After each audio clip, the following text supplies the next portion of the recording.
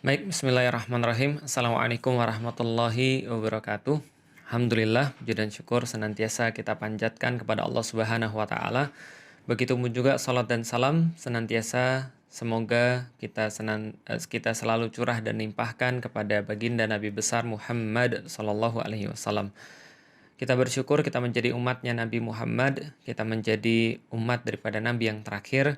Kita bersyukur pada Allah dan sekaligus kita bilang pada Allah bahwa kita tuh ridho sekali dengan keislaman yang telah diberikan oleh Allah. Juga kita ridho menjadi umatnya Nabi Muhammad karena kita diberikan kesempatan-kesempatan yang sangat besar. Salah satunya adalah keuntungan daripada umat akhir zaman itu mereka diberikan waktu hidup yang mungkin lebih singkat, tapi kesempatan beramal yang lebih besar. Makanya dalam kesempatan-kesempatan seperti ini, ketika bulan Ramadan, Allah membukakan banyak sekali kebaikan-kebaikan, khususnya bagi umatnya Nabi Muhammad yang memang meyakini Islam, lalu kemudian mau beribadah, sehingga mereka mendapatkan keuntungan yang besar, walaupun dengan modal yang sedikit. Maksudnya adalah dengan waktu hidup yang relatif lebih singkat daripada umat-umat daripada nabi yang lain, tapi mereka mendapatkan insya Allah balasan yang sangat besar sekali. Misalnya Lailatul Qadar, malam yang lebih baik daripada 1000 bulan gitu kan ya, lebih canggih daripada 1000 bulan. Bayangkan kalau seandainya ada orang sholat malam di malam itu, Masya Allah entah berapa banyak ganjaran yang telah Allah siapkan baginya. Tapi teman-teman sekalian, kita harus nyiapin dari sekarang. Nah, karena itulah termasuk bagian-bagian yang bermanfaat daripada Ramadan kita coba untuk mengkaji Islam. Kita coba untuk melihat bagaimana Islam itu memberikan solusi bagi kita, memberikan pemecahan masalah bagi kita, keluar daripada kesulitan-kesulitan, kegalauan-kegalauan di dalam hidup, sehingga hidup kita tuh menjadi lebih bermakna. Kalaupun ada sulitnya, karena kehidupan pasti ada sulitnya, maka kesulitan yang datang pada kita itu adalah kesulitan yang memang layak, bukan kesulitan yang tidak layak. Baik teman-teman sekalian, selamat datang kembali di dalam ngaji jomblo. Nah, jadi ini adalah tempat kumpulnya para jomblo-jomblo, orang-orang yang insya Allah pengen agar kehidupannya itu lebih bermanfaat dan mereka juga mempersiapkan. Ada peribahasa yang mengatakan bahwa panggung itu akan disediakan pada orang yang sudah siap. Jadi kalau seandainya kita sudah mempersiapkan diri, insya Allah panggung pernikahan itu akan datang. Insya Allah hari akad itu akan tiba. Asal persiapan dulu, itu yang paling penting. Dan teman-teman sekalian, kalau seandainya kita diberikan panggung sebelum kita bersiap-siap, itu nanti hanya akan memalukan atau hanya akan berakhir dengan penyesalan. Maka persiapan itu adalah hal yang paling baik. Maka dikatakan bahwa panggung itu hanya akan datang pada orang yang sudah bersiap-siap. Guru itu baru akan muncul pada seorang murid yang sudah siap untuk diajari. Maka jangan sampai kita datang masanya tapi kita belum siap. Sekaligus menjawab pertanyaan banyak sekali yang datang pada saya yang membahas tentang bagaimana pertengahan Ramadan ini, apakah betul akan terjadi dukhon, apakah betul akan terjadi yaumil kiamat. Teman-teman sekalian, yaumil kiamat itu adalah bagian daripada rukun iman yang 6. Maka percaya, meyakini hari kiamat adalah kepastian bagi seorang muslim. Dan mempertanyakan tentang hari kiamat, tentang bagaimana cara terjadinya, kapan terjadinya, Rasulullah sudah menjelaskan perkara ini tidak lebih penting daripada perkara bersiap-siap. Maka Rasulullah ketika ditanya kapan jadinya hari kiamat, kapan adanya hari kiamat, Rasul mendiamkan. Sampai ketika diulang-ulang pertanyaannya, kalau zaman sekarang di-spam pertanyaannya, kapan hari kiamat, kapan hari kiamat? Baru Rasul menjawab, apa yang sudah kamu siapkan untuk itu? Nah, jadi persiapan itu lebih penting daripada kejadian. Paham ya? Jadi persiapan menikah itu lebih penting daripada akadnya. Kenapa? Karena akad itu akan datang pada mereka yang sudah bersiap-siap. Kalau sudah bersiap-siap terus nggak dapat gimana? Minimal persiapannya sudah ada. Ketimbang dia sudah dapat tapi belum bersiap-siap. Itu justru jadi penyesalan yang lebih parah daripada orang yang nggak nikah. Ini perlu difahami teman-teman sekalian. Dan dari titik itulah kita coba untuk masuk ke dalam lanjutan daripada perkara yang sudah kita bahas kemarin, yaitu tentang memilih. Dan kalau boleh saya ulang tentang memilih ini adalah menjadi awal sekaligus daripada apa yang kita bahas pada hari ini. Tentang memilih ini, Allah telah menganugerahkan kita namanya filter otomatis, yaitu adalah sesuatu yang menjadi kesukaan kita, like and dislike kita, yang semuanya tergantung daripada referensi kita. Semua tergantung daripada pemikiran kita, tergantung daripada akidah kita, tergantung daripada apa yang sudah masuk ke dalam diri kita. Ilmu kita mengakibatkan kita like dan dislike. Ilmu ilmu kita tuh mengakibatkan kita untuk memilih satu lebih daripada yang lain. Itu adalah filter otomatis. Selain itu ada filter-filter yang sudah disampaikan oleh Allah dan Rasul-Nya. Misalnya tentang 4 hal, tentang masalah nasab, tentang masalah fisik, tentang masalah kemampuannya mengelola keuangan, ataupun tentang agamanya. Dan pilihlah karena agamanya, kata Rasulullah. Kalau misalnya kita persingkat, secara kemudian logika, teman-teman sekalian, logikanya saja, kalau seandainya ada orang yang baik, ya pasti hanya ketemu dengan orang-orang yang baik. Dan orang-orang yang buruk yang hanya bisa mengapresiasi atau bisa menerima keburukan orang-orang yang buruk. Contoh misalnya, mohon maaf, mungkin Anda tidak sepakat dengan saya, mungkin Anda tidak setuju dengan saya, tapi nggak ada masalah. Contoh kayak gini misalnya, kalau kita bicara tentang orang-orang yang mencuri misalnya, maka siapa yang bisa memaklumi orang-orang yang mencuri? Ya hanya orang-orang yang mencuri dong. Siapa yang bisa memaklumi orang-orang yang berbohong, yang bisa menganggap bahwa bohong itu adalah sesuatu yang biasa, menipu adalah sesuatu yang biasa, ya mungkin orang yang sudah pernah menipu. Maka dia katakan, ya dia baru menipu cuma 2 kali, gue sudah 3 kali, berarti dia masih lebih baik daripada gue. Nah, mungkin dia bisa memaklumi. Tapi kalau ada orang yang hidupnya benar, ada orang hidupnya baik, itu akan sangat sulit memaklumi sesuatu keburukan. Contohnya lagi, mungkin ada banyak yang nggak setuju, yang sudah saya bilang dari awal tadi, ngerokok misalnya. Saya nggak ngerokok, dan saya tahu rokok itu adalah sesuatu yang sangat merugikan. Bahwa rokok itu adalah sesuatu yang sangat sia-sia dan bahkan merusak kesehatan. Sudahlah dia menghalangi seseorang untuk menjadi hidupnya lebih baik, dia tidak hanya menghalangi orang yang merokok agar jadi hidupnya lebih baik, tapi rokok itu membuat hidupnya jadi minus, jadi berkurang, jadi hancur, teman-teman sekalian. Maka ketika saya nggak suka dengan rokok, maka saya nggak akan mungkin memilih pasangan yang rokok. Ini adalah kemudian contoh filter otomatis tadi. Jadi kalau seandainya kita punya filter otomatis, ya secara logika juga kita nggak bakal ketemu dengan orang-orang yang dalam tanda kutip nggak bagus. Termasuk di sosial media. Sosial media itu kan bukan tempat baru, bukan. Dia hanya memperluas pilihan kita tentang calon-calon jodoh kita. Tapi filter-filter kita itulah yang nanti membatasi seperti apa nanti yang masuk. Bisa dipahami ya teman-teman sekalian. Nah maka kalau seandainya ada seseorang, dia itu baik, maka dia biasanya akan ketemu dengan orang yang baik. Secara logika lagi, ada orang yang kerjanya dugem misalnya. Dugem tuh jam berapa sih? Ya dugem itu ya berarti ya pulangnya pagi. Kalau pulangnya jam 3:30, 4 atau jam 4:30. Sedangkan ada seseorang yang soleh. Lalu kemudian bagaimana dia bisa ketemu dengan orang yang suka dugem misalnya? Orang yang suka dugem perginya ke diskotik, dia perginya ke masjid. Ya nggak nyambung, nggak akan pernah ketemu. Orang yang dugem ketika ketemu pun, kapan ketemunya? Bisa jadi ketemu sih. Kapan? Ya pas itu. Dia mau pulang dari dugem, dia mau pulang dari diskotik, yang soleh mau sholat subuh gitu kan ya. itu saat itu aja ketemunya. Tapi pas di jalan pun mereka nggak akan saling suka. Yang dugem bilang, apaan tuh? Bilangnya subhanallah, dikit-dikit alhamdulillah, dikit-dikit Allahu Akbar, kadrun itu. Kadal gurun, dia nggak akan suka. Sebagaimana orang-orang yang soleh juga nggak akan suka aktivitas-aktivitas seperti itu. Jadi ya gimana ketemunya kita juga nggak tahu, dan kalaupun ketemu dia juga nggak akan saling suka. Kenapa? Karena logikanya memang begitu. Maka wajar ketika Allah mengatakan di dalam Al-Quran, al-khabithatu lil-khabithin wal-khabithuna lil-khabithat. Sesungguhnya perempuan-perempuan yang bersikap akhlaknya buruk, yang keji akhlaknya, hanya diperuntukkan atau hanya disukai bisa untuk laki-laki yang juga sama seperti itu levelnya.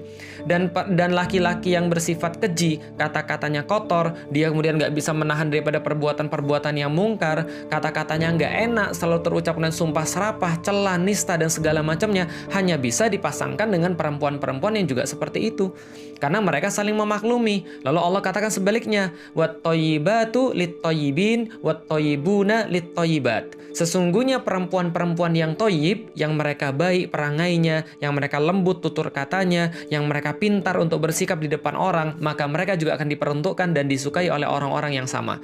Dan juga sama, laki-laki yang berbuat seperti tadi, yang mulia akhlaknya, ranggi kemudian penampilannya, lalu kemudian bagus kemudian cara ngomongnya, tutur katanya, maka dia akan dipasangkan dengan perempuan-perempuan juga yang sama. Tidak akan ada ketidakadilan. Tapi Ustadz, saya baik tuh Ustadz, saya sholat tuh Ustadz, saya puasa tuh Ustadz, saya melakukan kebaikan-kebaikan Ustadz. Tapi kenapa saya bisa dipasangkan dengan suami saya yang kayak begini? Pernah terjadi begitu ketika saya ngenanganin satu kasus. Jadi ada seorang perempuan nangis betul, nangis terseduh-seduh, dia ngadu tentang suaminya, yang suaminya itu dulu adalah seorang non-muslim, lalu kemudian masuk Islam untuk menikahi dia. Sepasca dia masuk Islam lalu menikahi dia, 3 bulan kemudian dia murtad, dan mengakibatkan kerusakan rumah tangga yang sangat parah sekali, dan perempuan ini sangat terpukul terpukul. Dia nangis, dia kemudian bilang, "Ustadz tolong sadarkan suami saya melihat ini agak sulit masalahnya." Nanti saya cerita kapan-kapan soal orang yang murtad lalu kemudian mau balik lagi itu agak sulit selama dia nggak buka pikirannya. Tapi kita fokus pada perempuan ini, dia nangis sejadi-jadinya, dia berkata pada saya, lalu kemudian, "Ya Ustadz, saya salah apa sama Allah? Saya sholat Ustadz, saya tahajud Ustadz, saya baca Quran, saya sedekah, saya melakukan apapun perintah-perintah Allah. Kenapa ini terjadi pada saya? Bukankah katanya orang baik hanya dipasangkan pada orang baik?" Saya kemudian diam sejenak, lalu kemudian saya berkata pada perempuan yang tadi, pada ibu yang tadi, "Mohon maaf Mbak, mohon maaf banget. Saya sebenarnya nggak mau ngomong kayak gini, tapi demi kebaikan Mbak saya harus ngomong. Kenapa? Karena Mbak harus tahu, dan saya menyampaikan dengan sebaik-baiknya, mohon maaf Mbak, tapi Mbak sampai sekarang belum kerudungan." Mungkin bisa jadi dia nggak paham bahwa kerudung itu adalah termasuk dalam syariat Islam, gitu loh maksudnya. Maka ketika dia nggak kerudungan dari awal pun filter itu nggak jalan. Karena sudah saya bilang, hanya orang-orang yang baik akan suka dengan orang-orang yang baik. Saya dulu nggak suka blas sama orang-orang yang kerudung. Saya menganggap mereka tuh menjijikkan. Kenapa? Karena saya belum baik, mohon maaf. Maka saya nggak suka dengan orang-orang yang kerudungan. Gitu loh maksudnya. Artinya ini adalah filter otomatis. Dan mereka juga nggak akan pernah ketemu. Kalaupun ketemu, itu pasti mereka juga nggak akan saling suka. Ini namanya filter filter otomatis yang dilogikakan tadi saya sudah sampaikan. Dan di dalam ayat Al-Quran, di dalam surat An-Nur, itu disampaikan secara jelas sekali bahwa sesungguhnya laki-laki yang baik untuk perempuan yang baik, dan perempuan yang baik untuk laki-laki yang baik, dan laki-laki yang jahat untuk perempuan yang jahat, dan perempuan yang jahat untuk kemudian laki-laki yang jahat. Saya sering mengambil satu perumpamaan yang sudah sering saya ceritakan, dan entah kalau Anda setuju mau nggak setuju juga nggak ada masalah. Cuma namanya perumpamaan itu kan yang mudah diterima akal. Saya sudah sampaikan contoh misalnya, wanita tuh cuma terbagi menjadi dua jenis. Atau kalau mau laki-laki juga nggak apa-apa. Tapi wanita lebih tepat. Wanita tuh bisa dibagi dalam dua jenis. Satu tipe lapis legit, dua tipe pisang goreng. Jadi tapi tipe pisang goreng dan tipe lapis legit. Lah kalau seandainya pisang goreng, seorang wanita menempatkan dirinya seperti pisang goreng tuh mudah banget buatnya. Mudah banget buatnya, bahannya juga murah. Dan dijual di mana-mana, semua orang bisa buat. Karena nggak ada yang spesial pada pisang goreng. Dijualnya harganya berapa? Ya paling 3.000, 4.000. Di zaman saya 1.500 gitu kan ya. Lalu kemudian siapa yang beli? Ya orang-orang yang punya uang segitu.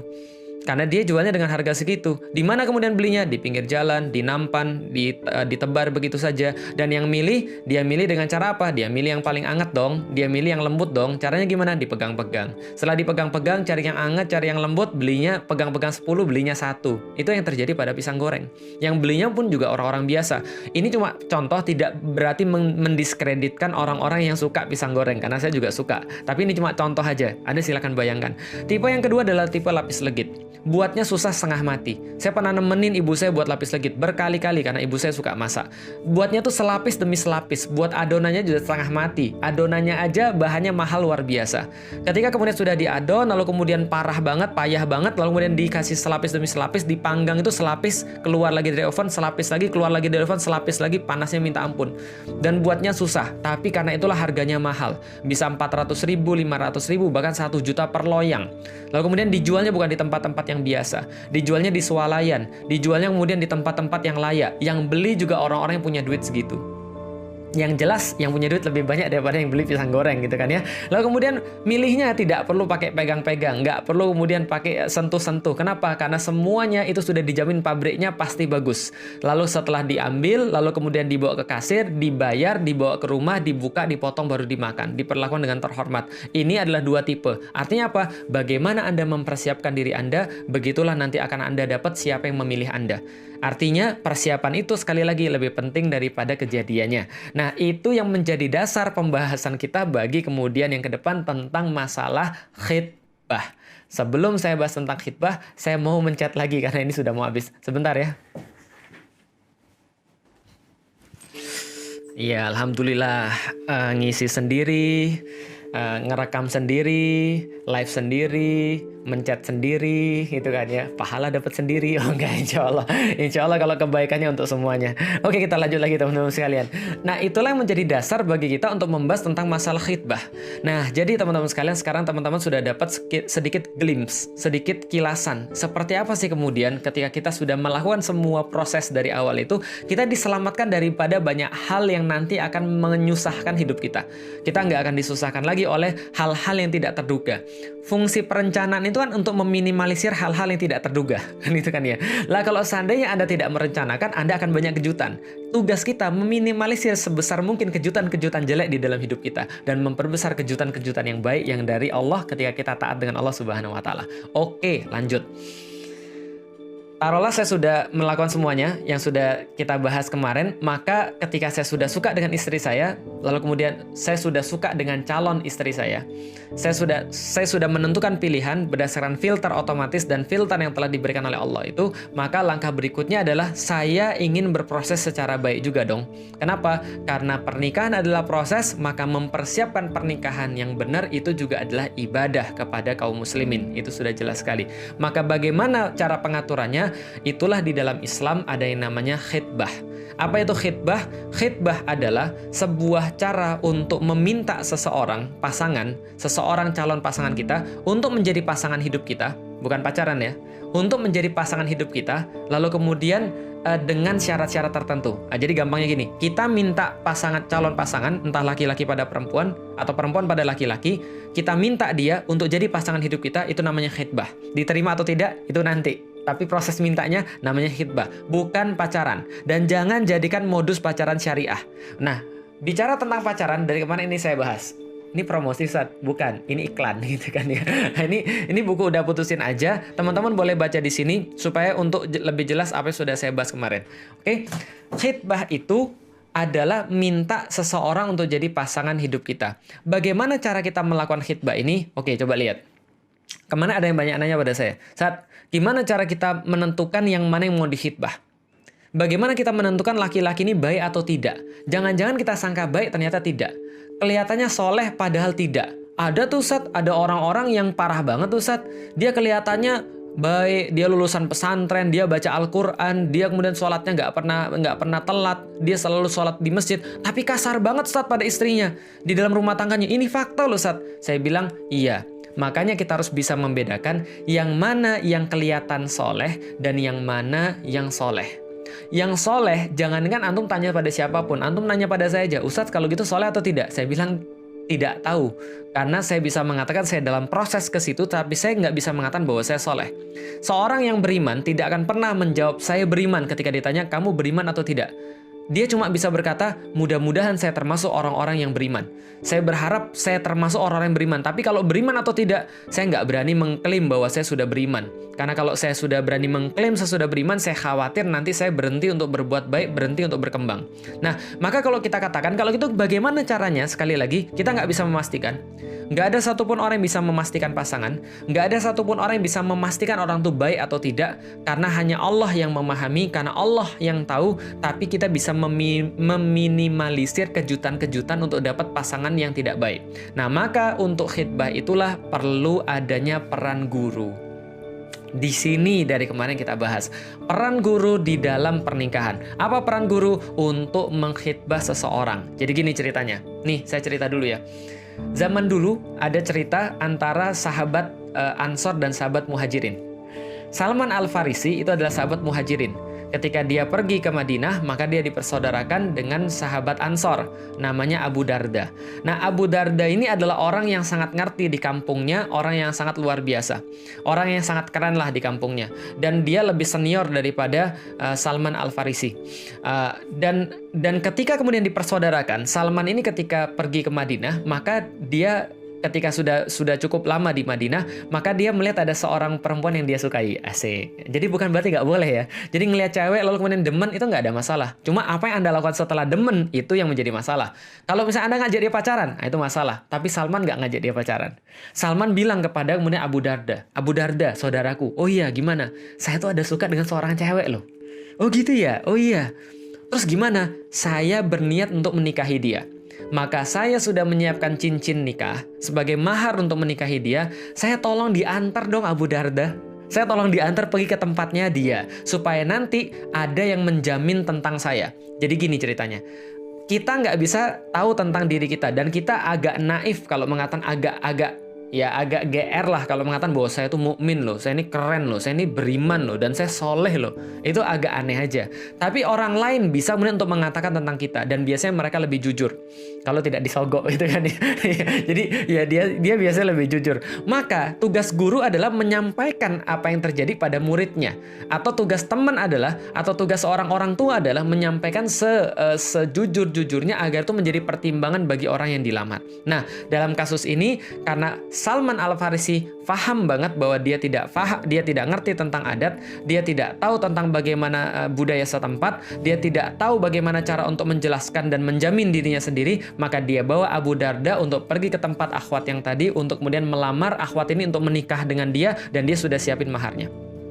Oke, datanglah Abu Darda dengan Salman Al-Farisi pergi ke tempat perempuan tadi, lalu disambutlah oleh keluarganya. Abu Darda menjelaskan, Assalamualaikum warahmatullahi wabarakatuh. Waalaikumsalam warahmatullahi wabarakatuh. Saya Abu Darda, salah seorang sahabatnya Rasulullah. Oh iya, senang sekali kami menyambut salah seorang sahabat Rasulullah. Masya Allah, ini Salman, saya bawa juga, ini adalah sahabat Rasulullah yang keimanannya Masya Allah sudah diakui oleh Rasulullah, dan dia ini adalah orang yang ketika masuk Islam dia menyerahkan segala-galanya untuk Islam, dan Islam pun memuliakan dia.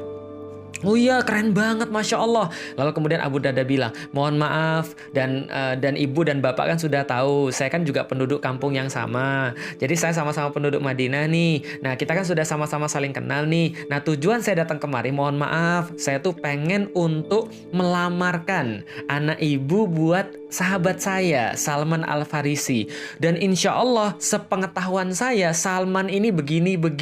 Dan dia jelaskan pada ibunya dan pada bapaknya. Bapak ibunya senang dong. Lalu kemudian mengatakan, Masya Allah, ini keberkahan yang datang pada keluarga kami. Sahabat yang begitu istimewa datang ke sini. Masya Allah, keren banget. Kalau gitu sebentar saya tanyakan pada anak saya, karena keputusannya tentu ada pada anak saya. Karena laki-laki bisa memilih, perempuan bisa memutuskan. Maka kemudian datanglah dia pada anaknya, lalu kemudian keluarlah dia, kemudian membawa keputusan. Abu Darda ya, kira-kira gitu ya kalau di sini. Abu Darda dan Salman Al-Farisi ini perempuannya sudah memberikan keputusan, anak saya sudah memberikan keputusan, dan saya akan menyampaikan pada Anda. Pertama, dia sangat senang sekali bahwa dia didatangi sahabat-sahabat Rasulullah pergi ke sini, tapi dia menyatakan bahwa mohon maaf dia tidak bisa menerima pinangan daripada Salman Al-Farisi. Mohon maaf banget, Dek Salman. Dan kalau seandainya Abu Darda memiliki niatan yang sama, maka dia mau menerimanya. Langsung gitu kan ya. Langsung kalau bunyi di Star Wars, ten. Nah, itu langsung bunyinya begitu. Lah kenapa? Wah, ini luar biasa. Salman yang niatan khitbah, Salman yang niatan melamar, Salman yang pengen nikah, yang diterima Abu Darda yang nganterin. Coba bayangin antum, apa yang terjadi? Abu Darda tuh nggak enak banget. Kemudian dia mengatakan, aduh gimana ya. Salman langsung mengambil kemudian inisiatif lalu berkata, gini Abu Darda, kau mengkhianati aku. Oh enggak, itu cuma di sinetron Indonesia aja. Dia langsung ngomong pada Abu Darda. Abu Darda dengan senang hati, kalau kamu mau menikah, ini saya sudah bawa cincinnya. Kita bersaudara karena Allah, karena persaudaraan itu lebih tinggi daripada apapun. Ini saya sudah bawa cincin. Kalau kamu mau nikah, aku siap jadi saksinya. Itu baru laki-laki. Itu baru jantan, bro. Itu bukan laki-laki yang baper model kayak sekarang, main perasaan. Enggak, jantan ini. Nah, pelajaran apa yang bisa kita ambil dari sini? Pelajaran yang bisa kita ambil adalah, kalau Anda mau menghitbah seseorang, Anda jangan bawa orang yang lebih ganteng daripada Anda. Enggak, bukan. Sorry. Pelajarannya adalah satu, saya pengen ngasih tahu teman sekalian. Selera tuh beda-beda. Itu pelajaran pertama. Kenapa? Anda tahu Abu Darda dan Salman Al-Farisi itu dipersaudarakan. Dan dalam satu titik, itu Salman lebih paham Islam daripada Abu Darda. Abu Darda tuh solehnya minta ampun, nggak ketulungan. Dia kata istrinya suatu saat, Salman Salman pernah ketemu dengan istrinya Abu Darda, lalu kemudian dia ngeliat, ini kok baju istrinya tuh nggak ganti-ganti, kira-kira gitulah. Ini kok baju istrinya kok nggak bagus, gitulah kira-kira. Lalu kemudian dia nanya pada istrinya, gimana keadaan kamu dengan Abu Darda? Lalu kemudian dia bilang, suami saya itu ya, kalau siang puasa, kalau malam ya sholat. Dia curhat, jadi ini curhatnya, saya tuh nggak pernah dapat bagian gitu loh maksudnya. Lantas langsung Salman mendatangi Abu Darda lalu bilang, Abu Darda apa kabar? Oh baik, alhamdulillah, makan bareng yuk. Abu Darda bilang, saya lagi saum. Oh saya udah bawa makanan, kalau kamu nggak mau makan, aku nggak mau makan nih, ayo loh. Abu Darda bilang, ya sudahlah, ayo kita makan yuk. Ya udah kita makan.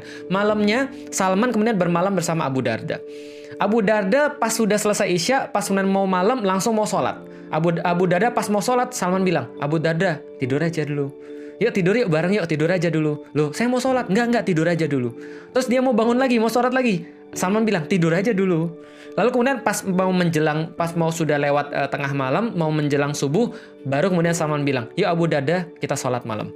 Setelah sholat malam, setelah kemudian pagi, Salman bilang pada Abu Darda, Robmu punya hak atas dirimu, begitupun juga tubuhmu punya hak atas dirimu, begitupun juga istrimu punya hak atas dirimu. Maka jangan berlebihan dalam ibadah, sesuaikan dengan hak masing-masing. Begitu kemudian paginya Abu Darda menemui Rasulullah, curhat lagi, aku kemarin begini sama Salman. Kemudian Rasul bilang, Salman benar, kamu ikutin Salman. Artinya pemahaman Salman ini lebih luar biasa, tapi yang diterima Abu Darda. Selera orang beda-beda. Yang kedua teman-teman sekalian, yang namanya khitbah tuh nggak baper. Yang namanya ta'aruf tuh nggak baper. Pendekatan di dalam Islam, melamar dalam Islam itu bukan didahului dengan kebaperan. Jadi bukan berarti, pokoknya saya sudah suka sama ini, dialah kehidupan saya. Kalau nggak ada dia, saya nggak mau. Kalau dia sudah kemudian sudah dikhitbah orang, putuskanlah ya Allah. Kalau dia sudah dinikah orang, maka ceraikanlah ya Allah. Kalau memang dia belum diceraikan ya Allah, maka buatlah suaminya menceraikan. Bukan kayak gitu. Itu namanya baperan. Nah, khitbah tuh nggak baperan. Itu dilandasi benar-benar karena Allah. Karena dia melihat perempuan ini adalah dia tertarik, lalu kemudian dia melihat perempuan ini bisa menjaga dia di jalan Allah, membuat dia sakinah, lalu kemudian menjaga anak-anaknya, maka dia mau sama perempuan ini dan tidak ada baper-baperan. Kalau nggak diterima ya sudah, masih ada yang lain yang Allah pasti sudah takdirkan lebih baik daripada apa yang dia kira baik, gitu kan ya. Artinya ini yang kemudian menjadi pelajaran penting banget bahwa yang namanya khitbah itu tidak baper. Pelajaran yang berikutnya adalah kita ketika mengkhitbah itu seyogyanya kita membawa seseorang yang lebih ngerti daripada kita, lebih paham daripada kita tentang budaya setempat, tentang pengetahuan setempat, dan jelas agamanya Abu Darda juga memiliki kelebihan daripada Salman dalam beberapa hal tertentu. Maka kemudian itulah fungsi guru. Maka saya sedikit singkat teman-teman sekalian, itulah kemudian ketika kita mengkhitbah seseorang, ada baiknya kita bawa orang yang memang lebih bertanggung jawab daripada kita untuk kemudian menjadi dalam tanda kutip garansi, untuk menjadi penjamin, untuk menjadi orang yang menjelaskan kepada pihak yang di sana. Dan pihak yang di sana juga biasanya diwakili oleh orang yang sama. Biasanya bisa jadi bapaknya, bisa jadi kemudian gurunya juga. Nanti akan kita jelasin lagi. Saya mau ngerekam lagi. Sebentar ya. Ini jadi kepanjangan saya sih kayaknya. Mudah-mudahan nggak kepanjangan ya. Oke, baik teman sekalian. Jadi saya lanjutin. Inilah fungsinya guru. Nah, makanya beberapa orang-orang yang barengan saya, yang kemudian di Yuk Ngaji barengan saya, udah banyak ngaji bareng saya, kita sama-sama mengkaji Islam, mereka semua saya anterin. Dan mereka semua saya jadikan diri saya sebagai personal garansi. Contoh misalnya, ketika saya pernah datang kepada seseorang untuk melamarkan perempuannya untuk jadi untuk menjadi istri daripada ya orang yang ngaji sama saya lah. Suatu waktu kemudian ketika saya datang, saya bilang, ibu mungkin nggak kenal dengan anak ini, yang laki-laki yang demen ini, yang mau nikah. Ya karena dia nggak terkenal gitu kan ya.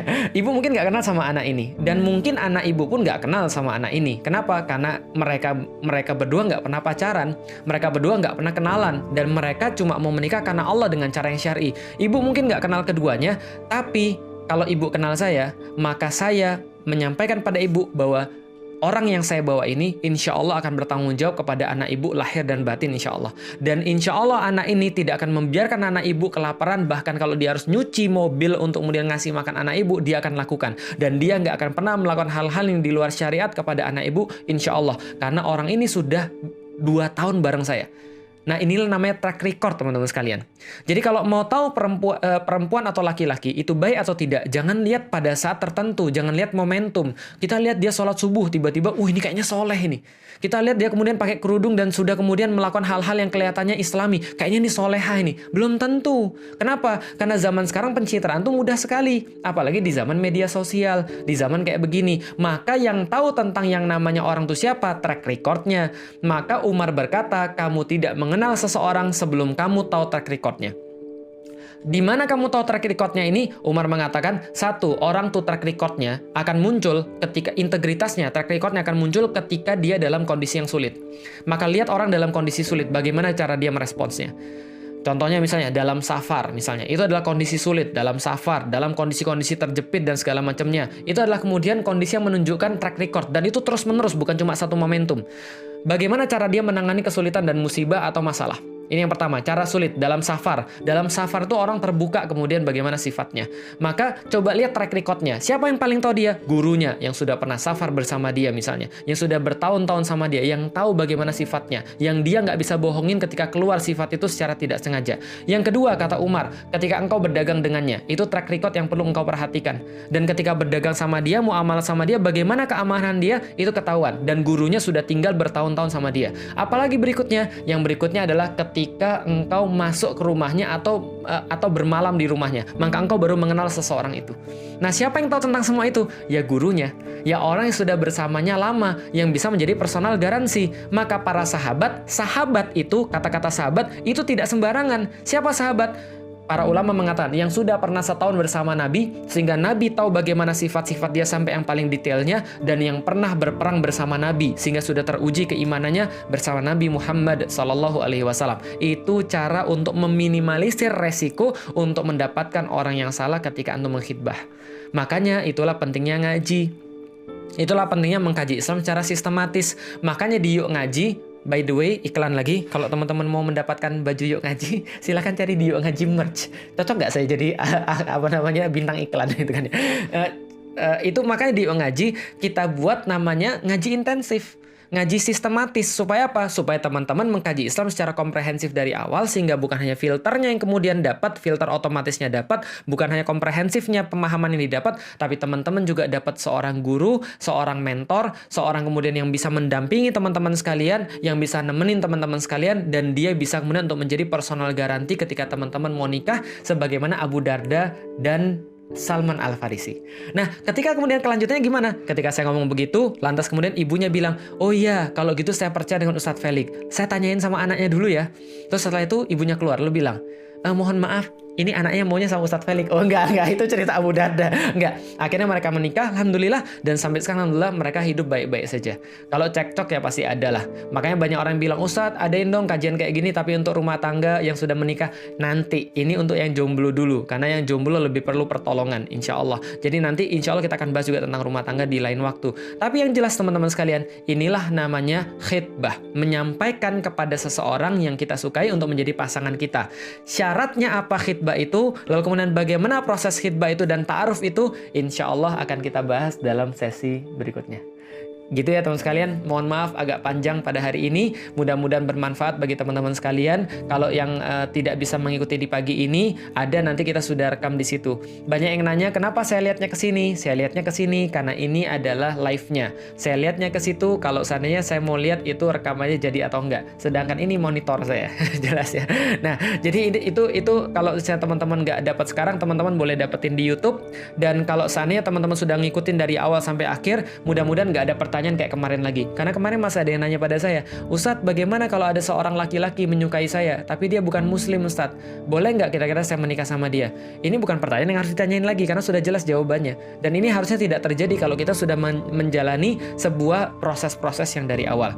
Gitu aja teman-teman sekalian. Sekali lagi semoga bermanfaat. Semoga hari ini Allah memberkahi puasa teman-teman sekalian. Dan semoga teman-teman sekalian tidak lupa untuk melakukan kebaikan-kebaikan ketika berpuasa.